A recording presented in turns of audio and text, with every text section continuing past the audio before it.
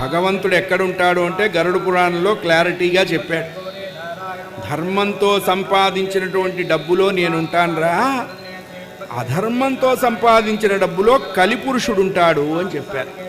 అందుకనే ఒకళ్ళ వల్ల నేను ఏడవకూడదు అని నువ్వు ఎలా అనుకుంటావో నీ వల్ల కూడా ఒకళ్ళు ఏడవకూడదు. వీలైనంత వరకు ఉపకారం చెయ్యక్కర్లా, మనం ఎవ్వరికీ అపకారం చేయకుండా ఉంటే చాలు. భగవంతుడు మనల్ని అనుగ్రహించడానికి నేషనల్ హైవే నుండి నువ్వు క్రిస్టల్ క్లియర్ క్లీన్ చిట్ ఉందా, ఫస్ట్ నీ అప్లికేషన్ మీదే సిగ్నేచర్ చేస్తాడు ఆయన. ఫస్ట్ టాప్ 10 ప్రియారిటీ నీకే ఇస్తారు.